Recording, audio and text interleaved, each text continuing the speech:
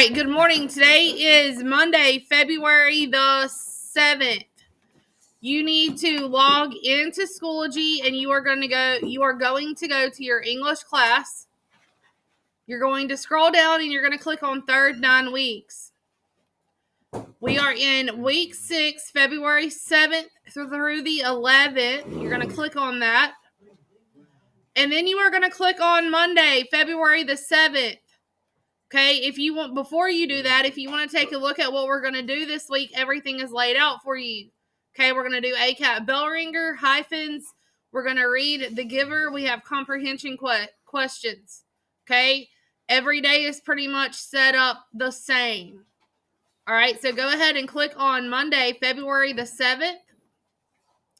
The first thing we're going to do is ACAT bell ringer. Now, if you don't know where to go with USA Test Prep, you can click on this link and it's going to take you to where you need to be. Most of us in this classroom are already logged in to USA Test Prep. Okay, so what I'm going to do right now is I am going to log in as one of y'all. Log in as me. Okay. Shh. Now, what I want you to do is you will see here that you have an ACAT bell ringer 2722. Okay. You're going to go ahead and click begin. All right. You are going to go ahead and click begin. Now, this still is going to go in my grade book each day.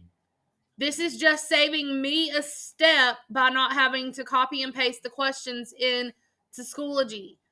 And the only difference is I did increase the amount of questions on it. Okay. Shh. Now, this one has 30, but they're fairly simple questions. Okay.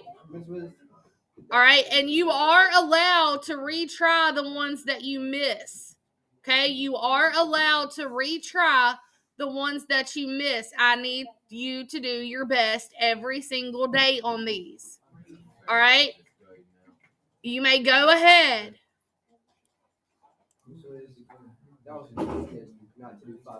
Shh. Shut up.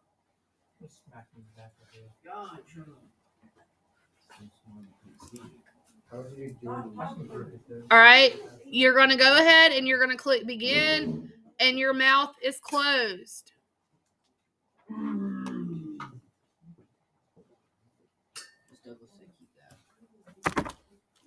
Thanks.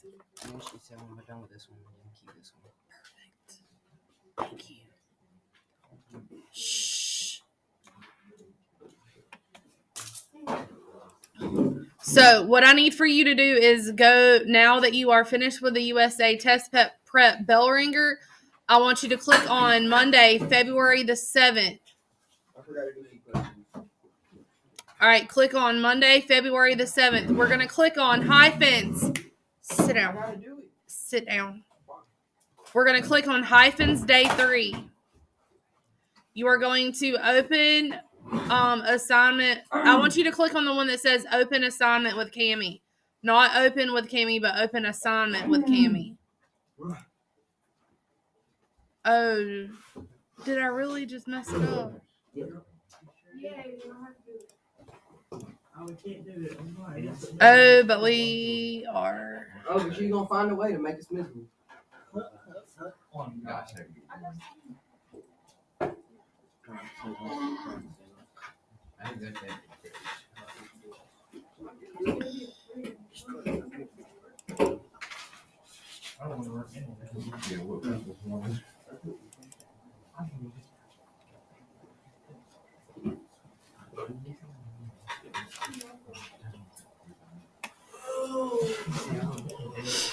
Okay, we should be back in business. All right, open assignment with Cami. Okay, open assignment with Cami. Now, we started this last week on Thursday. And again, all I did was continue to leave the instruction page in the document. That way you can always reference it. Okay, we're going to scroll down and we're going to do day 3.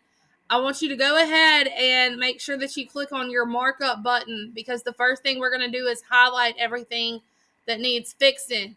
Now, I am grading this based off of what I'm doing in class with you. All right, you should be doing what I'm doing. And you know that you're going to submit it, okay? So it says apostrophes are not needed to make plurals and should never be used to show possession with personal pronouns. In each sentence, identify any words that use an apostrophe incorrectly. Okay, so what we're going to do is, first of all, we are going to highlight all of the words that have apostrophes. Okay, so Robin's house, and friends. Okay, we are going to highlight everything that has apostrophes. And I'm going to go ahead and highlight everything in numbers 1 through 5. I'm going to highlight everything that has an apostrophe. That way we will be done with the highlighting button. Okay, so number 2, it's and it's. Number 3, you should highlight strawberries, apples, because this is a completely different assignment. Number 4, whose, that's. All right. Guards, aren't, and they are, or there. Okay, nope. I'm not going too fast. You're not going fast enough. All right, shh. Because what I just did was not difficult at all.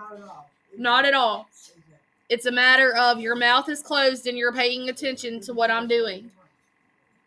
Ty, wake your neighbor up.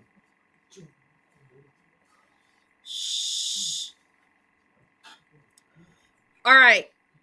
So what I'm going to do now is I'm going to go back over here to my T for text box. Okay? I'm going to go back over here to my T for text box. You can probably manage to stick with around an 18. All right, so what I want to do is, now that I have my stuff highlighted, I'm going to go through and I am going to figure out what my contractions are, if they are showing possession, what they're modifying, and if they are truly needed, okay? So I am going to Robin's house and hang out with my friends. Now, this means Robin with an apostrophe S means that Robin has to own something. All right, does Robin own something? House. Okay, so these 2 words are Robin's is showing possession to house. Okay, so I'm going to type that in there. Robin, or no, I'm going to type whose house. Okay, and that will signify that this apostrophe is warranted. Now, I'm hanging out with my friends. This tells me that friends has to own something. Do your friends own anything in this sentence? No. All right, this should be the plural form of friends. Okay, so it should be friends. Out of all 3 of these, which one is used incorrectly? Out of all 3 of those, which one is used incorrectly?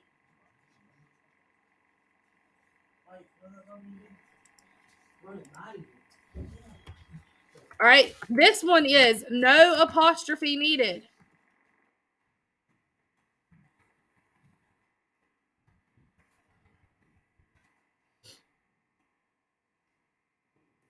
So what I'm going to do now is I'm going to go down here to my shapes and I'm just going to circle my answer.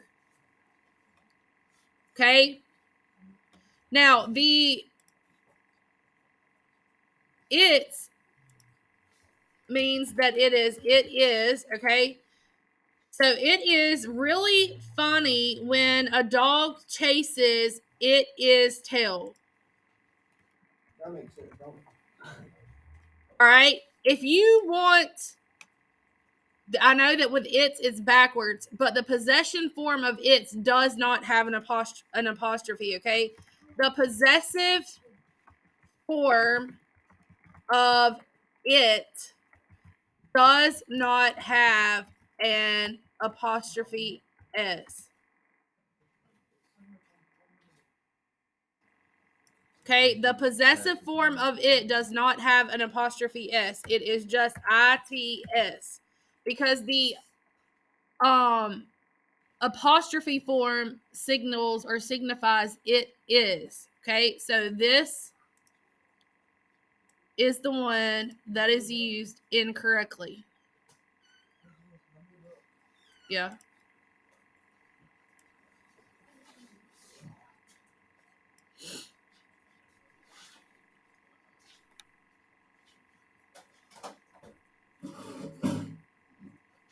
All right, now an apostrophe signifies that it is showing possession or ownership to something. Strawberries and apples. Are we trying to show ownership to something with strawberries and pies, or are we just trying to make them plural? Do you make a pie with one strawberry or more than one strawberry? More than one strawberry. So that tells me that we need the plural form of both of these words. Shh.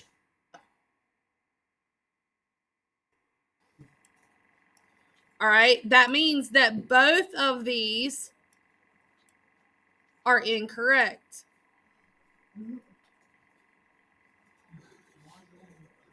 Okay, we do not need the apostrophe here.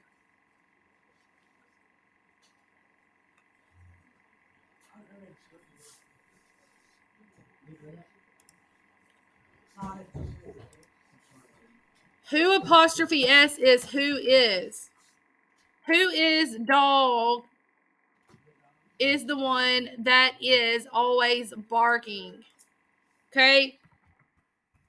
Whose is WHOSE. Okay, do we need who is dog is the one that's barking, or do we need whose? Whose. Okay, so this is incorrect. We do not need an apostrophe here. We just need to spell the word correctly.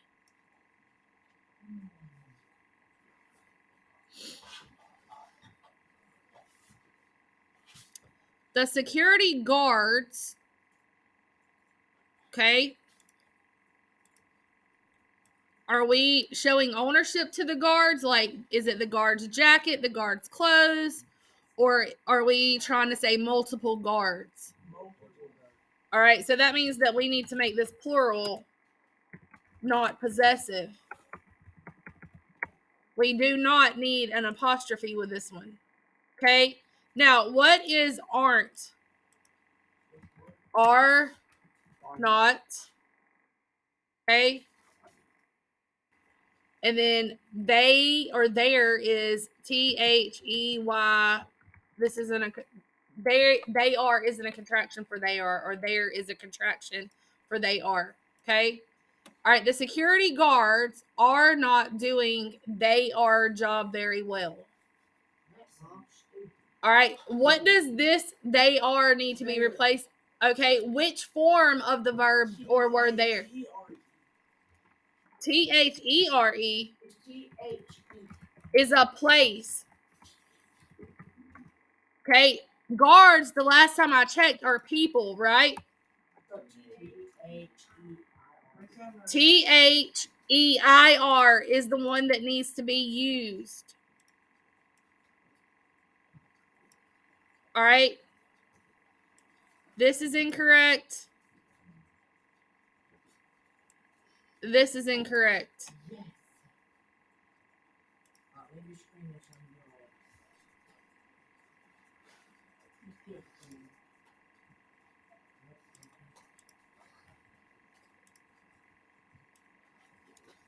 This is incorrect.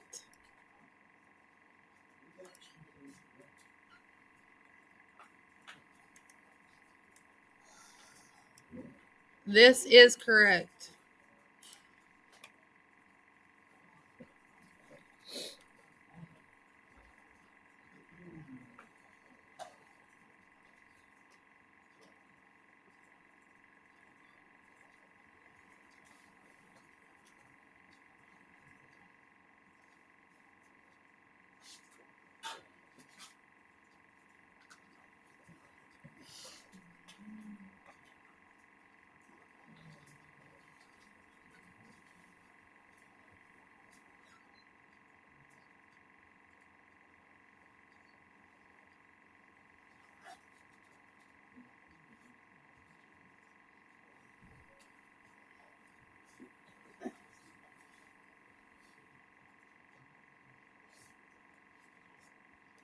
All right, on 6 through 10, you are going to go through that and figure out which word or words need an apostrophe. And when you finish, you are going to turn in, submit. Okay, on this, I will do the first one with you, and there's only 2 of them. Okay, it may be easier just to go down here and do the drawing and just put in where it needs to go. Okay, I have visions of opposing teams making enormous fly swatters and giant cans of insecticide out of paper mache to humiliate us during halftime programs. Okay.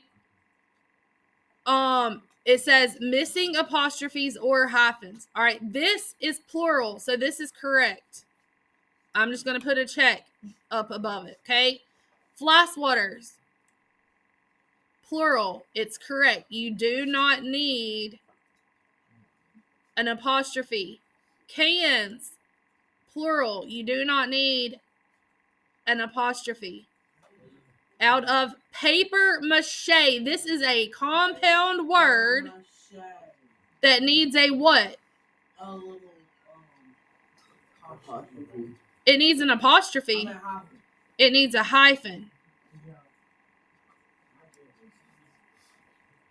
Programs is plural, so it does not need an apostrophe.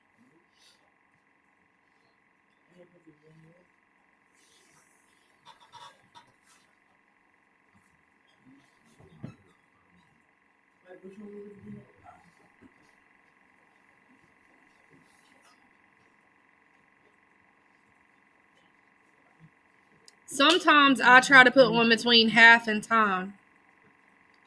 Okay. All right. The guidance counselor dreamed up the contract after our cozy get together in the principal's office. Okay. This one you're going to insert a hyphen.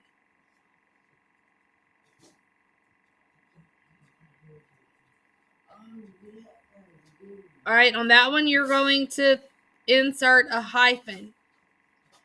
Okay. Rhyme time.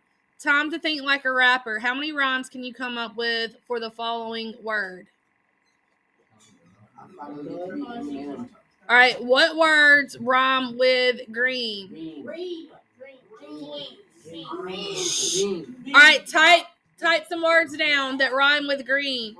And when you finish, you are going to submit.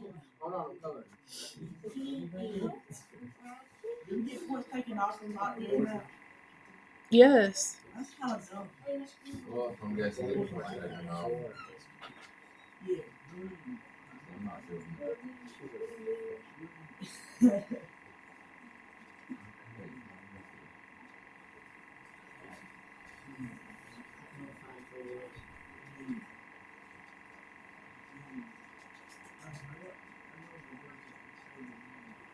So where's that? Okay, I just pressed my Well, actually, yeah, because we actually want to get a good grade. I already told my dad to do Alright, I'm gonna do about 4 words. Okay, when you get that finished, all right, we are going to go back and click on Monday, February the 7th. Okay. And now what you're going to do is you're going to click on the Giver, chapters 1 through 2 response. Okay. Chapters 1 through 2 response. Now, when you pull your document up here, you will see that what I have done is I have uploaded the PDF as well as the audiobook within your assignment. Okay, and the reason why I did this is because if you are absent from school, if you are sick, if you are quarantined, if you have Saturday school, or if you're in alternative school, Lord forbid, you have what you need at your fingertips, even if you do not physically have a copy of the book. Okay, so if you are absent, coming in and telling me that you are not here the day before is not going to be an excuse for not getting your work completed. Okay? It is not going to be an excuse of I wasn't here and I don't know what to do and I don't have the stuff. You do. Okay? You have it at your fingertips. And the thing about this is it can be pulled up on a cell phone. It is just like watching YouTube. Okay? Shh. I just need for you to hear what I'm saying. I am not taking the words. I didn't know what to do. I did not have the supplies needed. I didn't know. Those are not acceptable reasons for not doing your work. Even if you are absent. Okay? Now, what I want you to do is I want you to go ahead and click on My Document. Okay? I want you to click on My Document. It's a classic. Go ahead and click on My Document.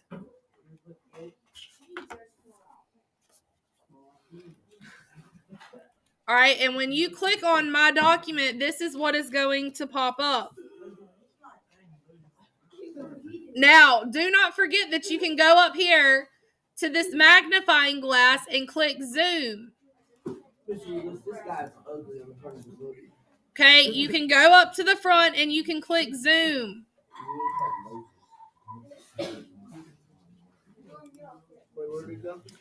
All right. What I do want you to go ahead and do, though, before we even get started on this, is to go ahead and I want you to go to Insert a Text Box. And up here beside Chapter 1, I want you to type your name on this. Okay.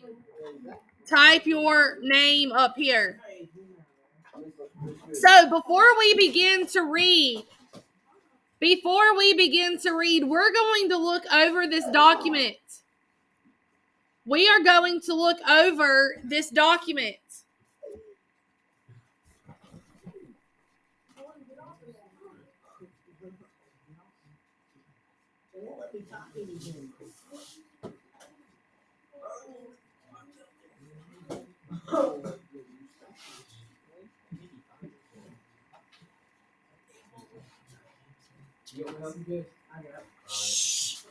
All right.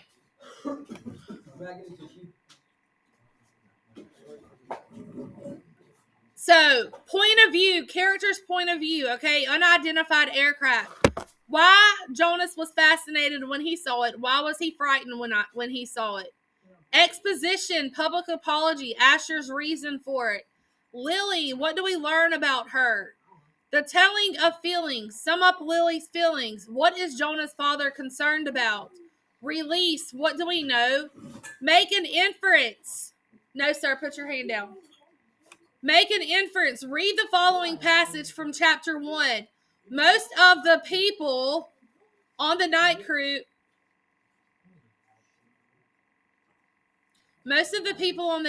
had not even been given spouses because they lacked somehow the essential capacity to connect to others, which was required for the creation of a family unit. What can you infer about this society and its rules from the given spouses? Okay.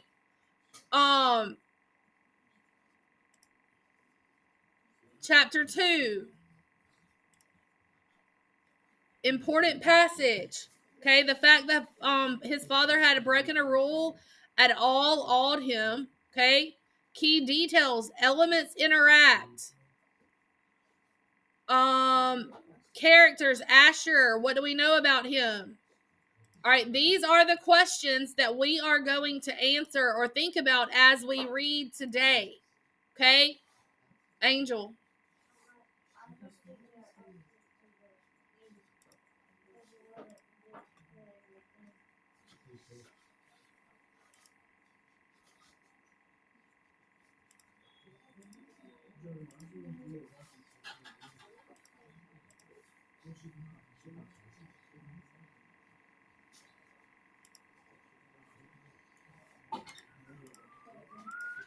All right.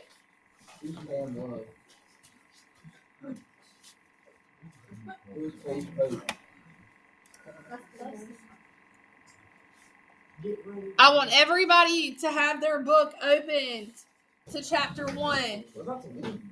Hey, everybody, get your book open to chapter 1. Blurt out one more time and you will be in at break today. Blurt out one more time and you will be in at break today.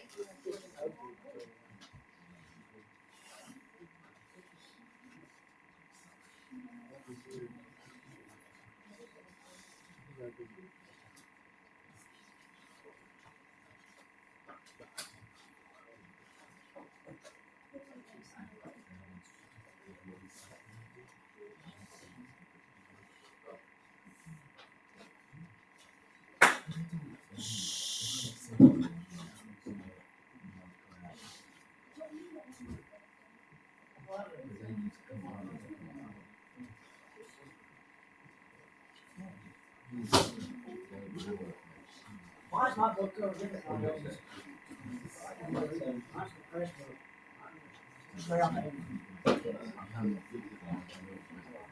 All right, here we go.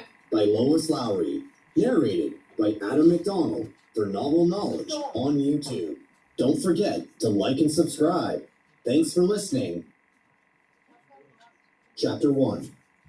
It was almost December, and Jonas was beginning to be frightened. No, wrong word, Jonas thought. Frightened meant that deep, sickening feeling of something terrible about to happen.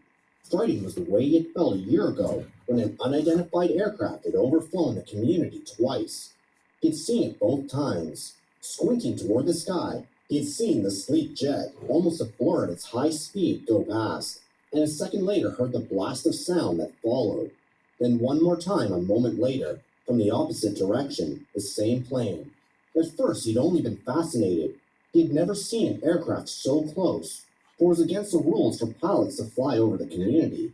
Occasionally, when supplies were delivered by cargo planes to the landing field across the river, the children rode their bicycles to the riverbank and watched, intrigued, the unloading and then the takeoff directed to the west, always away from the community.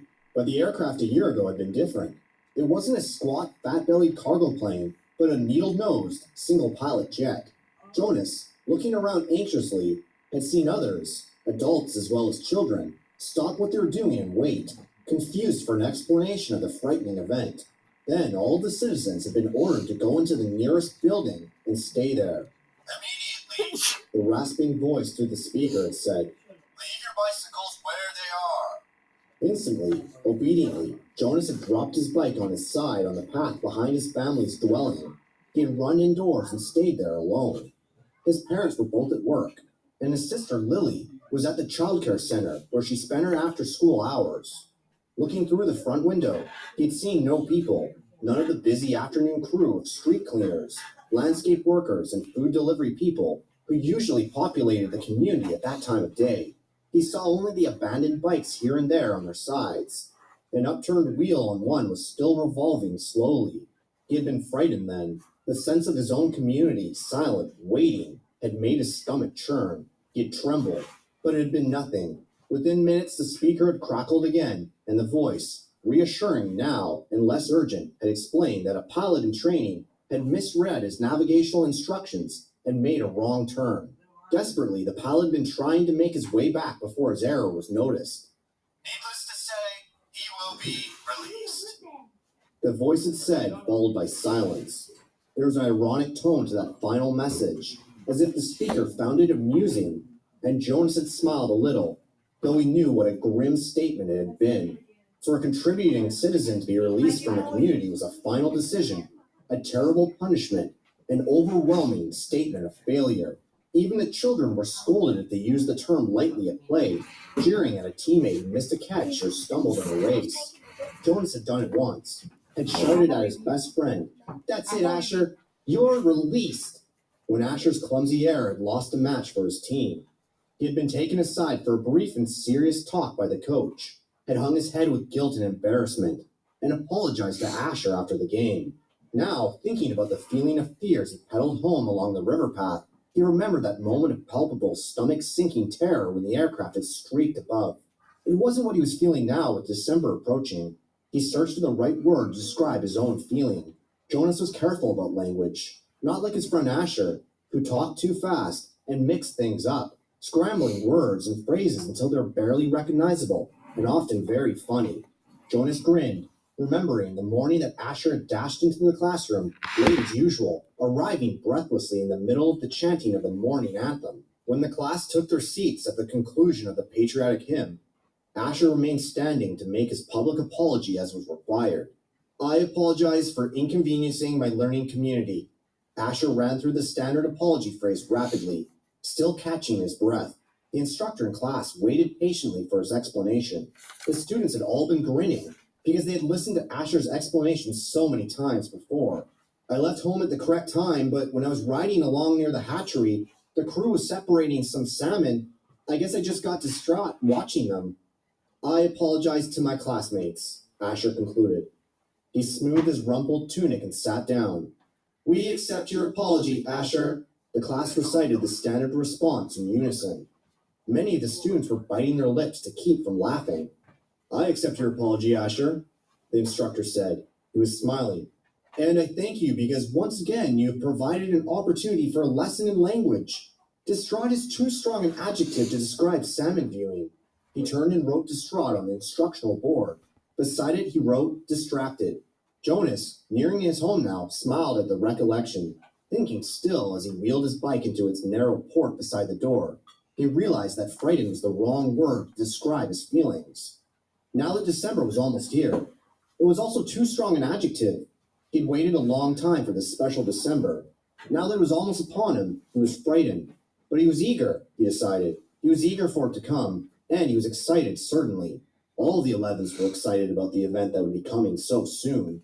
But there was a little shudder of nervousness when he thought about it, about what might happen. Apprehensive, Jonas decided. That's what I am. "Who wants to be first tonight for feelings?" Jonas's father asked, at the conclusion of their evening meal. It was one of the rituals, the evening tellings of feelings. Sometimes Jonas and his sister Lily argued over turns, over who would get to go first. Their parents, of course, were part of the ritual. They too told their feelings each evening, but like all parents, all adults, they didn't fight and wheedle for their turn. Nor did Jonas tonight. His feelings were too complicated this evening. He wanted to share them, but he wasn't eager to begin the process of sifting through his own complicated emotions, even with the help that he knew his parents could give. "You go, Lily," he said, seeing his sister, who was much younger, only a 7, wiggling with impatience in her chair. "I felt very angry this afternoon," Lily announced. "My childcare group was at play area, and we had a visiting group of 7s, and they didn't obey the rules at all. One of them, a male, I don't know his name, kept going right to the front of the line for the slide, even though the rest of us were all waiting. I felt so angry at him. I made my hand into a fist like this." She held up a clenched fist, and the rest of the family smiled at her small, defiant gesture. "Why do you think the visitors didn't obey the rules?" Mother asked. Lily considered and shook her head. "I don't know. They acted like animals?" Jonas suggested. He laughed. "That's right," Lily said, laughing too. "Like animals." Neither child knew what the word meant exactly, but it was often used to describe someone uneducated or clumsy, someone who didn't fit in. "Where were the visitors from?" Father asked. Lily frowned, trying to remember.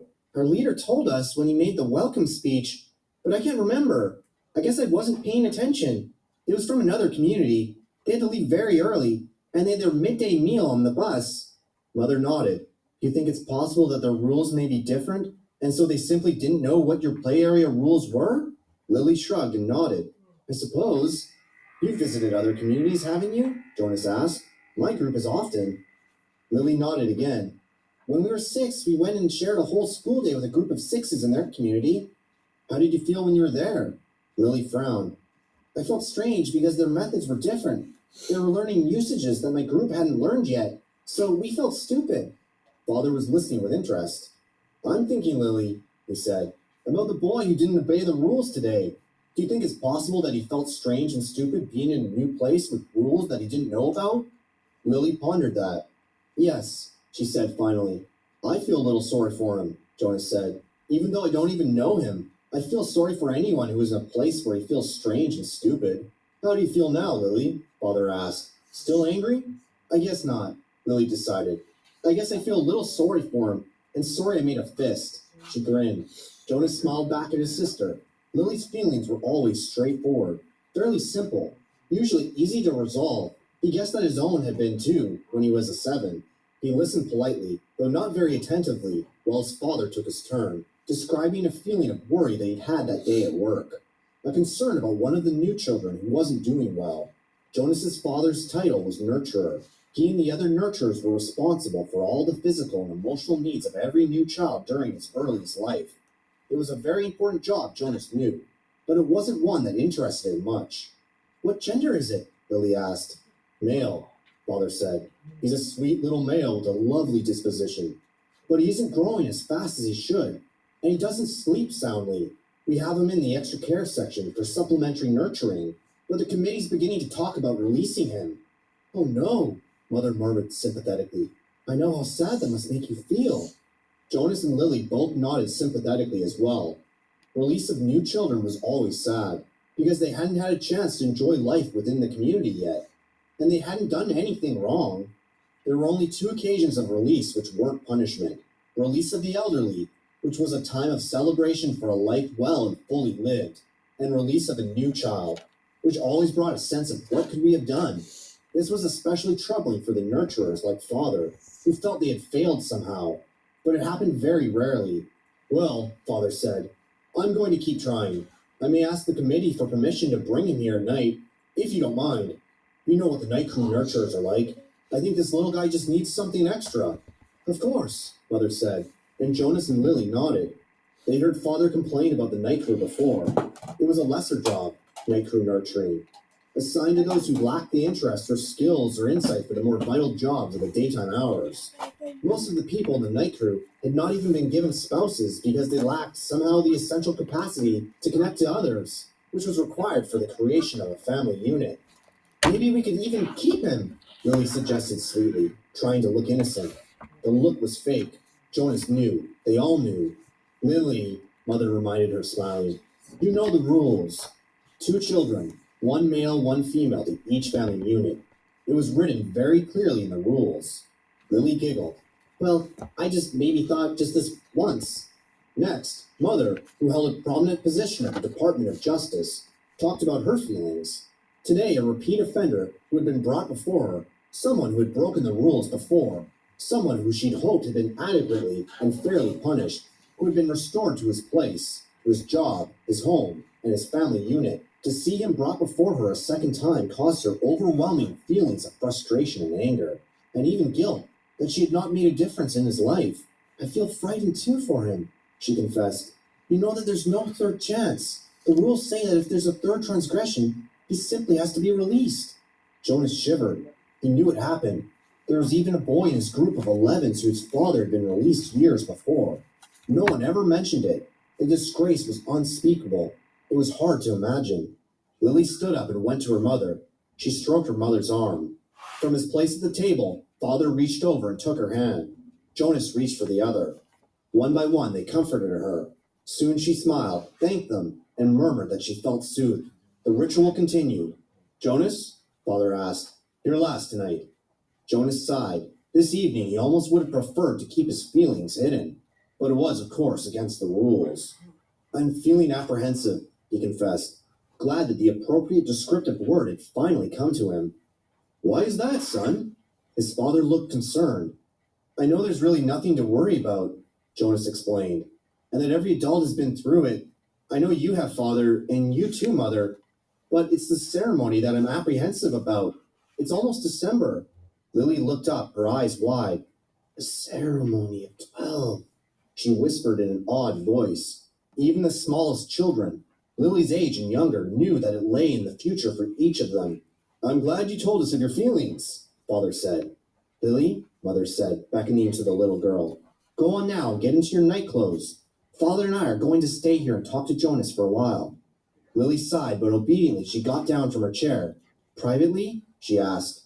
Mother nodded. Yes, she said. This talk will be a private one with Jonas. Chapter 2. Jonas watched as his father poured a fresh cup of coffee. He waited. You know, his father finally said, every December was exciting to me when I was young. And it has been for you and Lily, too, I'm sure. Each December brings such changes. Jonas nodded. He could remember the Decembers back to when he had become, well, probably a 4. The earlier ones were lost to him, but he observed them each year, and he remembered Lily's earliest Decembers. He remembered when his family received Lily, the day she was named, the day that she had become a 1. The ceremony for the 1s was always noisy and fun. Each December, all the new children born in the previous year turned 1. One at a time, there were always 50 in each year's group, if none had been released. They'd been brought to the stage by the nurturers who had cared for them since birth. Some were already walking, wobbly on their unsteady legs. Others no more than a few days old, wrapped in blankets, held by their nurturers. I enjoy the naming, Jonas said. His mother agreed, smiling. The year we got Lily, we knew, of course, that we'd receive our female, because we made our application and been approved. But I'd been wondering what her name would be. I could have sneaked a look at the list prior to the ceremony, Father confided. The committee always makes the list in advance, and it's right there in the office at the nurturing center. As a matter of fact, he went on, I feel a little guilty about this, but I did go in this afternoon and look to see if this year's naming list had been made yet. It was right there in the office, and I looked up number 36. That's the little guy I've been concerned about, because it occurred to me that it might enhance his nurturing if I could call him by a name. Just privately, of course, when no one else is around. Did you find it? Jonas asked. He was fascinated. It didn't seem a terribly important rule, but the fact that his father had broken a rule at all had awed him. He glanced at his mother, the one responsible for adherence to the rules, and he was relieved that she was smiling. His father nodded. His name, if he makes it to the naming without being released, of course, is to be Gabriel. So I whisper that to him whenever I feed him every 4 hours, and during exercise and playtime, if no one can hear me. I call him Gabe, actually, he said and grinned. Gabe. Jonas tried it out. A good name, he decided. Though Jonas had only become a 5 the year that they acquired Lily and learned her name, he remembered the excitement, the conversations at home, wondering about her, how she would look, who she would be, how she would fit into their established family unit. He remembered climbing the steps of the stage with his parents, his father by his side that year instead of with the nurturers, since it was the year that he would be given a new child of his own. He remembered his mother taking the new child, his sister, into her arms, while the document was read to the assembled family units. New child 23, the namer had read. Lily. He remembered his father's look of delight, and that his father had whispered, She's one of my favorites. I was hoping for her to be the one. The crowd had clapped, and Jonas had grinned. He liked his sister's name. Lily, barely awake, had waved her small fist. Then they had stepped down to make room for the next family unit. When I was 11, his father said now, as you are, Jonas, I was very impatient, waiting for the ceremony of 12. It's a long 2 days. I remember that I enjoyed the ones, as I always do, but that I didn't pay much attention to the other ceremonies, except for my sister's. She became a 9 that year, and got her bicycle. I'd been teaching her to ride mine, even though technically I wasn't supposed to. Jonas laughed. It was one of the few rules that wasn't taken very seriously, and was almost always broken. The children all received their bicycles at 9. They weren't allowed to ride bicycles before then. But almost always the older brothers and sisters had secretly taught the younger ones. Jonas had been thinking already about teaching Lily. There was talk about changing the rule and giving the bicycles at an earlier age. A committee was studying the idea. When something went to a committee for study, the people always joked about it. They said that the committee members would become elders by the time the rule change was made. Rules were very hard to change. Sometimes, if it was a very important rule, unlike the ones governing the age for bicycles, it would have to go eventually to the receiver for a decision. The receiver was the most important elder. Jonas had never seen him that he knew of. Someone in a position of such importance lived and worked alone. But the committee would never bother the receiver with a question about bicycles. They would simply fret and argue about it themselves for years, until the citizens forgot that it had ever gone to them for study. His father continued, "So I watched and cheered when my sister Katja became a 9 and removed her hair ribbon and got her bicycle." Father went on, "Then I didn't pay much attention to the 10s and 11s. And finally, at the end of the second day, which seemed to go on forever, it was my turn. It was the ceremony of 12. Jonas shivered. He pictured his father, who must have been a shy and quiet boy, for he was a shy and quiet man, seated with his group, waiting to be called to the stage. The ceremony of 12 was the last of the ceremonies, the most important. I remember how proud my parents looked, and my sister too. Even though she wanted to be out riding the bicycle publicly, she stopped fidgeting and was very still and attentive when my turn came. But to be honest, Jonas, his father said, for me there wasn't the element of suspense that there is with your ceremony, because I was already fairly certain what my assignment was to be. Jonas was surprised. There was no way really to know in advance. It was a secret selection made by the leaders of the community, the committee of elders, who took the responsibility so seriously that there were never even any jokes made about assignments. His mother seemed surprised too. "How could you have known?" she asked. His father smiled his gentle smile. "Well, it was clear to me, and my parents later confessed that it was obvious to them too, what my aptitude was. I had always loved the new children more than anything. When my friends in my age group were holding bicycle races, or building toy vehicles or bridges with their construction sets, or all the things I do with my friends," Jonas pointed out, and his mother nodded in agreement. Hush. "I always participated, of course, because as children we must experience all of those things. And I studied hard in school, as you do, Jonas. But again and again, during free time, I found myself drawn to the new children. I spent almost all of my volunteer hours helping and nurturing some. Of course, the elders knew that from their observation.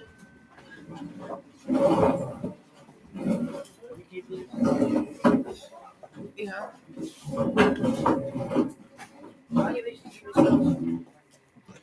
Just keep it.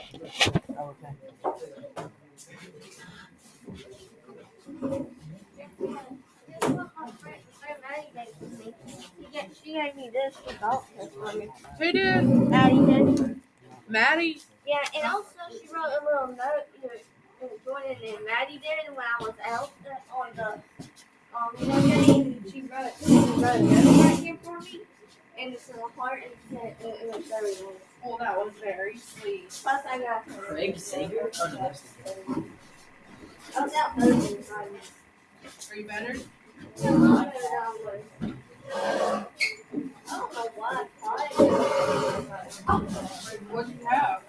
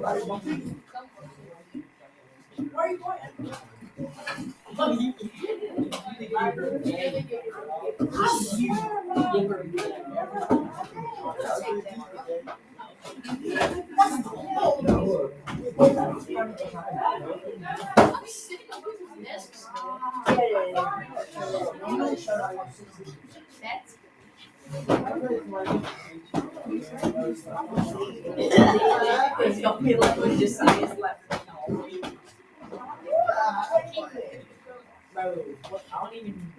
It was just after I slept in the second time, I just walked away.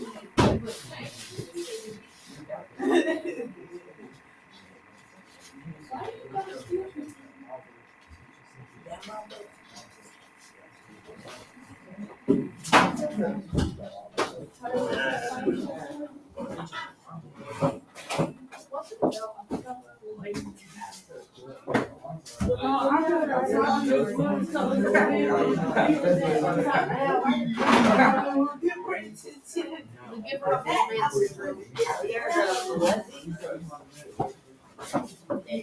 I read the book. Hey, I'm gonna go ahead and walk in the USA test prep. USA test prep.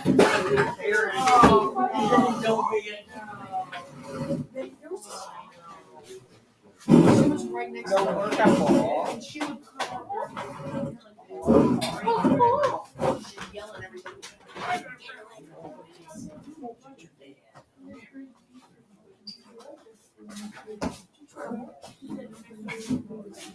USA test prep. Get logged in. Don't be Karen. She's a Karen.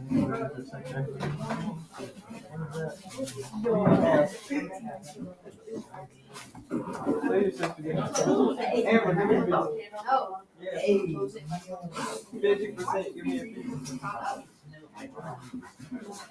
Give me a piece. Give me a piece.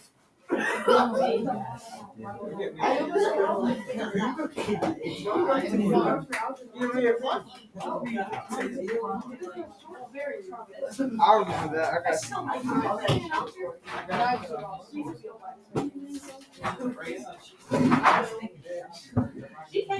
USA. Oh my God.